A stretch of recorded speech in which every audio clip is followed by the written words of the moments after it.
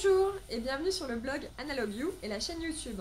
Aujourd'hui, nous allons voir comment réaliser un cyanotype, les produits chimiques que nous allons utiliser, mais aussi comment l'imprimer pour avoir une jolie photo toute bleue.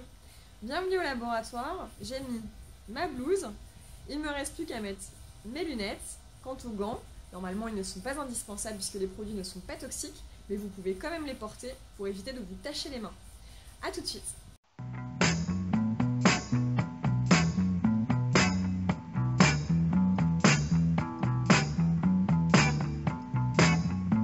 It's kind of hard to try to get people to see where you're at and where you're going. Regardons un peu ce qui se passe au niveau de la chimie. Une solution A de citrate de fer ammoniacal est mélangée à une solution B de ferricyanure de potassium. Au soleil, il est alors formé des sels de fer 2, fer 3, bleu de Prusse qui sont insolubles dans l'eau. Vous aurez besoin des 2 sels de fer, mais aussi de 2 béchers et d'une éprouvette graduée. Voici le ferricyanure de potassium et ici le citrate de fer ammoniacal.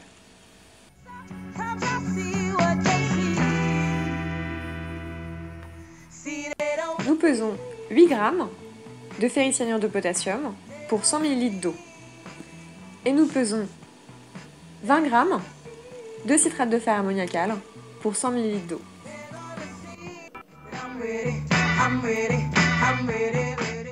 Nous mélangeons ensuite chaque sel dans 100 ml d'eau, séparément dans un bécher différent. Nous obtenons alors une solution bien homogène. You look so surprised because I am standing. Il ne nous reste plus qu'à mélanger volume pour volume chaque solution dans un récipient opaque. Ain't nobody like me. Somehow I make it easy. On va avoir besoin d'une feuille de papier et d'un transparent. Utilisez ce papier transparent pour vous servir de négatif à mettre sur votre surface sensible, notre surface que l'on recouvrira de solution cyanotype. Aujourd'hui, je vais écrire sur ce transparent pour vous montrer comment ça marche. Alors si j'écris par exemple Analog You, voilà, que je dessine ensuite par exemple un appareil photo. Voilà mon œuvre d'art. J'ai essayé de dessiner des appareils photo. Maintenant, voyons pour répandre la solution cyanotype sur mon papier et ensuite placer le transparent pour l'exposer à la lumière. Pour cela, je vais prendre un pinceau, ici un petit bout de papier, que je vais ensuite tremper dans ma solution cyanotype pour ensuite le répandre sur ma feuille de papier. Cette fois-ci, je vais mettre des gants pour protéger mes mains.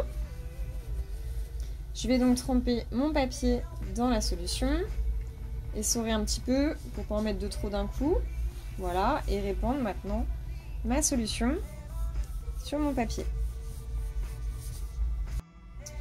Et voilà, 2 couches. Plus qu'à laisser sécher ou bien utiliser un sèche-cheveux. Ma feuille est sèche, je n'ai plus qu'à ajouter le transparent sur ma feuille papier. Hop. Voilà. Je vais agrafer et couper les bords parce qu'aujourd'hui il n'y a pas de soleil, alors on va essayer d'exposer à la lampe UV. Il n'est pas indispensable d'agrafer, bien sûr, vous pouvez utiliser par exemple un cadre dans lequel vous mettez vos photos d'habitude. On va utiliser la lampe UV du labo que vous voyez ici, voilà. Vous pouvez aussi vous mettre au soleil pour une meilleure efficacité. Maintenant que votre cyanotype est devenu vert très foncé, presque kaki, on va pouvoir passer au rinçage pour enlever les sels qui n'auront pas été sensibilisés par la lumière UV. J'enlève le transparent et maintenant nous pouvons voir ce qu'il y a derrière. Tout ce qui est jaune, c'est ce qui n'a pas été sensibilisé par le soleil. Instant de vérité, maintenant on rince le cyanotype.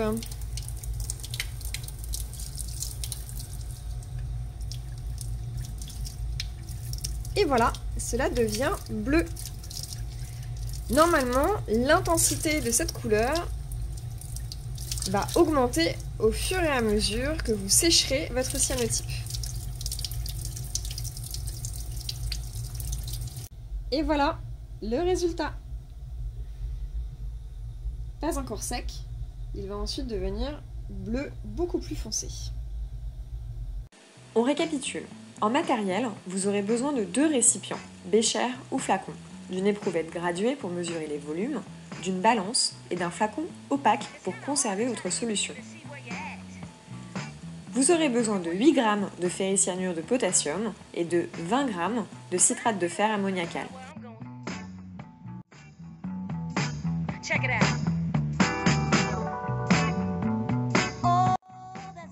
À bientôt sur ma chaîne YouTube.